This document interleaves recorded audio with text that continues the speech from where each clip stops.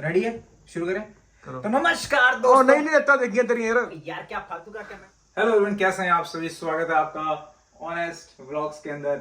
और प्रदीप सिंह व्लॉग सब एक टीवी में दो डिस्प्ले नहीं चला पाए और सब चले टाइम बहुत ज्यादा लग गया, तो मैं आप शिवपाल एंड प्रदीप सिंह आपको स्वागत करते हैं हमारे नए व्लॉग के अंदर। और उम्मीद रखें इसके बाद हम डेली व्लॉग्स रेगुलर करते हैं, जैसे कि हर बार हम कहते हैं। और भाई ये छाड़े यार और जो जे चीज ਅਸੀਂ ਵੀਡੀਓ ਬਣਾਈ ਨੇ ਉਹ ਤਾਂ ਦੱਸੇ ਮੈਨੂੰ जैसे कि जो हाँ वही अपडेट्स मैं भूल जाता हूँ क्योंकि मैं फ्लो में जाता हूँ। क्या करंट अपडेट्स हैं ऑस्ट्रेलिया के वीजा जो लॉन्च करने के लिए, स्टूडेंट वीजा इंडिया या जो भी बाहर बैठे हैं ऑस्ट्रेलिया के बाहर से जो वीजा डालना चाहते हैं, क्या नए अपडेट्स आए हैं उसके बारे में हम बात करेंगे। तो पहली अपडेट पाजी, पहली अपडेट मैं फिर भूल गया, पहली अपडेट क्या थी? पहली अपडेट थी बैंड रिक्वायरमेंट। तो भाई जो भी हमारे भाई बंधु हैं जो ग्राम पंचायतों से बिलोंग करते हैं और जिनका हाथ हमारी इंग्लिश में काफी तंग है, उनके लिए बहुत दर्दनाक खबर है। और इस खबर की जो पहली खबर ये है कि आपको बैंड्स ज्यादा लाने पड़ेंगे। जी हाँ, जो पहले 6 और 5.5 से काम चलाने का सोचते थे, नहीं तो हुण दिक्कत आनी ਹੁਣ ਨਹੀਂ ਗੱਲ ਬਣਨੀ 6.5 ਤੇ 5.5 ਤੇ ਗੱਲ ਨਹੀਂ ਬਣਨੀ। ਹੁਣ ਤੁਹਾਨੂੰ ਕਿੰਨੇ ਬੈਂਡ ਚਾਹੀਦੇ ਭਾਜੀ? ਹੁਣ ਤੁਹਾਨੂੰ ਮਿਨੀਮਮ 6 ਚਾਹੀਦੇ ਆ 6 चाहिए ਤੇ 6.5 6.5 रिक्वायरमेंट आ चुकी है आपको। जो पहले की रिक्वायरमेंट 6 थी, आपको 6.5 चाहिए, जो कि करंट रिक्वायरमेंट है। आपको लाने ही पड़ेंगे अगर आपको वीजा सिक्योरिटी चाहिए। तो पहली जो बैंड रिक्वायरमेंट की जो आप आई थी, पहले लड़के 6 ले आते थे, 6 ईच जो थी बैचलर्स के आने के लिए और 6.5 जो थी मास्टर्स के लिए। अब वो बढ़ा के 6.5 कर दी गई बैचलर्स के लिए। तो आप सभी ध्यान रखें कि अगर आप में से किसी के भी 6 से कम है, do not try to launch your visa, do not try to put your visa. आपको रिफ्यूजल आएगा, जो कि आपकी इमिग्रेशन हिस्ट्रीज के अंदर बहुत बड़ा खराब नेगेटिव पॉइंट जाएगा, क्योंकि अगर आप फिर से कभी ट्राई करेंगे that's surely gonna be no from there end. तो पहला अपडेट जो हमने भी डिस्कस कर दिया वो हमारा है बैंड पॉइंट्स को लेकर। तो अगर आप लोग अच्छी जगह से आईएलटीएस और पीटी के तब तक अच्छे से ना नंबर है तो तैयारी करें, कुछ नहीं जाएगा, 2-3 महीने एक्स्ट्रा लगाएं। और अगर आपको टिप्स चाहिए तो प्रदीप पाजी से आप ले सकते हैं कमेंट्स के अंदर। सेकंड अपडेट की तरफ बढ़ते हैं पाजी। सेकंड अपडेट क्या है? ਹੁਣ सच्ची वीजा नहीं दे रहे यार, मैं बहुत दुखी हूं। नहीं देंगे क्यों नहीं देंगे बताओ। विक्टोरिया इज एजुकेशन स्टेट, अगर वो वीजा नहीं देंगे तो स्टूडेंट कहां से लाएंगे? बहुत हार्ड कर दिया यार। अरे नहीं यार भाई, मैं कह रहा हूं कि भाई पक्का वीजा मिलेगा। बताऊं कैसे बता दूं? चलो तो भाई पहले हम बीइंग इंडियन, हम पहली चीज क्या करते हैं? हम काम फेक करते हैं। हम कहते हैं कि हमारा काम असली है ना, तो भी हम नकली करने की कोशिश करते हैं, है ना। हमारे साथ बच्चे पढ़ते हैं, जो दोस्त होते हैं वो 12वीं पास है, क्या करता है? पीटी आईएएस करता है, तब तक क्या हो जाता है, 1 साल उसको हो जाता है, वो क्या करता है? नकली सर्टिफिकेट बना देता है, नकली एजुकेशन ले लेता है, नकली मार्कशीट बना देते हैं। पहली गलती। आप क्यों कर रहे हैं गलत अप्लाई? आप क्यों गलत अप्लाई कर रहे हैं? आपको अगर आपका माइंडसेट अगर आपके हिसाब से है, अगर आपको बाहर जाना है तो आप शुरू से एनरोल करके रखें। अगर आप 12th के बाद अप्लाई करना चाह रहे हैं बाहर के लिए, तो अगर आप आईएलटीएस पीटी करने 12th के बाद कर रहे हैं, तो आप एडमिशन लें कहीं पे, बीए का एडमिशन लें, बीएससी का कहीं भी लोकल एडमिशन लें, आप वो एडमिशन चलने दें। जब आप अप्लाई करेंगे तो आप दिखाएं कि मैंने इतने टाइम से इस कॉलेज में पढ़ा, मेरे को इसमें इंटरेस्ट नहीं आ रहा, मैं बाहर पढ़ने जाऊंगा। वो एक रियल होगी, आपकी फीस रिसीट्स होंगी उस कॉलेज के अंदर, वो आप सबमिट करें। आपको कुछ फेक बनाने की जरूरत नहीं है, जो आप नकली मार्कशीटें बनाते हैं उसकी कोई जरूरत नहीं पड़ेगी। दूसरी चीज, जो फंड है, आप फंड को गलत तरीके से ना रखें। आप बैंक लोन ले, तो अगर आपको वीजा श्योरिटी चाहिए तो आपको 3 से 4 पॉइंट ये ध्यान रखने हैं। पहली चीज, आपको अपने डॉक्यूमेंट्स जो है वो बिल्कुल रियल लगाने हैं, कोशिश करें जितना कम फेक हो सके। अगर फेक कर भी रहे हैं तो उसको इतना तरीके से इतने एविडेंस लगाएं कि वो फेक चीज भी रियल लगने लगे। कि अगर आप एक्सपीरियंस लगा रहे हैं तो आपके खाते में सैलरी स्लिप्स, कुछ appreciation certificates, employee of the month certificates, ऐसे ही सब बना के अटैच करें, जिससे उसको लगे कि हाँ यार इसने सच में काम किया है। ठीक है। ट्रैवल हिस्ट्रीज दिखाएं कि इस काम के जरिए, सपोज करें कई लोग सेल्स का काम दिखाते हैं, तो आप उसमें दिखाएं कि मैं मीटिंग करने के लिए इस जगह गया था, वहां की कुछ पिक्चर्स अटैच करें। तो ये बहुत एक एविडेंस जब आप देते हैं तो उनके नजर में बनता है कि यार ये इतना सब क्रिएट किया तो उसमें कुछ सच है। ऐसा नहीं होता कि बस आपने दिखा दिया, हाँ ये सैलरी स्लिप दिखा दी, हो गया। नहीं, उनको दिख गया ये काफी पुराना ट्रेंड चल रहा है, आप धरे जाएंगे। ठीक है। तो पहली चीज, अगर आप एविडेंस लगा रहे हैं तो अगर आप कोई सर्टिफिकेट लगाए तो उसका एविडेंस बनाएं। सेकंड चीज, हम क्या कर सकते हैं? अगर अपना वीजा श्योरिटी बनाने के लिए 1 साल की फीस, जो अभी तक ट्रेंड था कि भाई लोग 6 महीने की भरते थे, कितनी भरे? 1 साल की। कोई दिक्कत नहीं है, आप 1 साल, अगर आपको यहाँ आना ही आना है, यू विल रिकवर।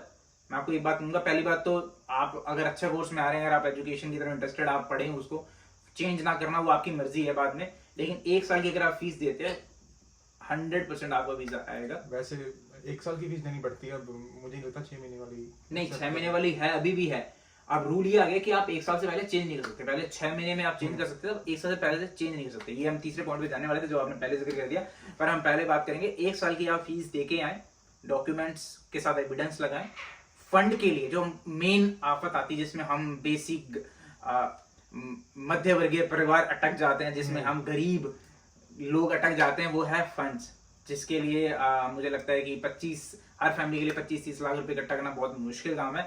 तो उसके लिए हम क्या कर सकते हैं पाजी, आप इसमें ज्यादा बताएंगे, आपने अपने फंडों को कैसे किया था? तो उसके लिए हम लोन ले सकते हैं, लोन से बेस्ट ऑप्शन, बिल्कुल बेस्ट ऑप्शन है। आपकी फीस भी आप निकाल सकते हैं और लोन एक अप्रूव्ड हो जाएगा बैंक के थ्रू, उनको दिखेगा कि भाई एक फाइनेंशियल इंस्टीट्यूट ने दिया है, तो इससे आप और जेन्युइन कैंडिडेट बन जाते हैं। अपने को बैंक ही स्पॉन्सर कर रहा है, मतलब कहने का ये। आप थोड़ा बताएं कि आपने बैंक को किस बैंक से लिया था और किस तरीके से लिया, और मतलब किस प्रॉपर्टी पे कैसे क्या आपको लगाना पड़ा, वो थोड़ा ज्यादा इनके लिए हो जाएगा। जो मैंने लोन लिया था वो HDFC क्रेडिट से लिया था, और मतलब 45 लाख से मैं लोन सैंक्शन। तो आपने मतलब वो क्या रखा था उसमें, कोलेटरल में क्या रखा था? उसमें कोलेटरल में घर की जो प्रॉपर्टी के कागज। तो घर की वैल्यू 45 लाख थी अप्रोक्सीमेटली, कम थी? ज्यादा थी, 45 लाख से। अच्छा, अगर किसी की जो प्रॉपर्टी उसकी वैल्यू कम हो, क्या वो उतना लोन दे देंगे?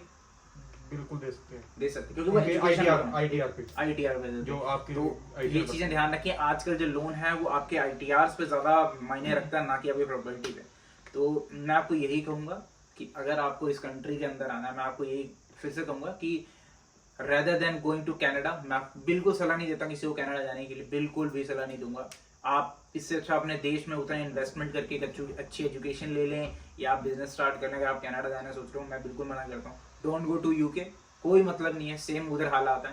The best country to right now to come is Australia. आप ऑस्ट्रेलिया आए, पर मैं आपको ये कहूंगा कि अगर आप आना चाहते हैं, बस ये एक ही चीज बोल रहे हैं कि भाई जेन्युइन तरीके से आ जाए, और जेन्युइन तरीके के लिए मैंने बेस्ट बता दिया है, आप बैंक लोन लें, जिससे आप आपकी जेन्युइनिटी कंसिडर होती है कि आपकी गवर्नमेंट आपको पैसे दे रही है पढ़ने के लिए। सेकंड चीज, आप 1 साल की फीस जमा करें, जब आपको लोन मिल जाएगा तो वो इजीली भर सकते हैं आप।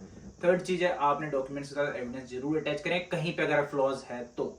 That's it. इसके अलावा कोई भी इशू नहीं आएगा, कोई भी इशू नहीं आएगा। अगर कंसिडर मैं अपनी बात करूं, मेरा कॉलेज 2020 में खत्म हो गया था, मैंने अपना वीजा 2022 में डाला, तो there was a gap of 2 years, पर मैं काम कर रहा था, आई वॉज वर्किंग, मैं जेन्युइनली काम कर रहा था, तो मेरे पास सारे प्रूफ्स थे, मेरी सैलरी, इसलिए मेरी हर महीने मेरी सैलरी आती थी, तो मुझे कोई इशू नहीं आया। तो आपको मैं यही चीज कहना चाहूंगा कि अगर आप कर रहे हैं तो जेन्युइन तरीके से करें। तो वीजा अप्लाई, मैंने कहा था ना वीजा आएगा, और इस तरीके से करें तो पकड़। जो भी एजेंट्स हैं, अगर कोई एजेंट मेरी वीडियो देख रहा है, अगर कोई स्टूडेंट है, वो अपने एजेंट को ये वीडियो जरूर दिखाओ, और उस एजेंट को मेरे से बात करा दो। और मैं डेफिनेटली मैं कह रहा हूँ कि आपको यहाँ से सपोर्ट चाहिए, वो मैं करवाऊंगा, बट आपको जो मैं तरीके उस तरीके से ट्राई करना है। तीसरे पॉइंट पे आते हैं भाजी, कि जो पहले लड़के आते थे कि भाई कोर्स चेंज करने की बात आती है, जो कोर्स चेंज करते थे, वो कितना हो गया भाजी? 6 महीने की जगह 1 साल। तो स्टिल मास्टर्स के लिए सेम इशू है, मास्टर्स वालों को वीजा ही डालना पड़ेगा कोर्स चेंज करने के लिए, पर जो बैचलर्स के लिए है वो अब 1 साल के अंदर कोर्स चेंज कर सकते हैं 6 महीने की बजाय।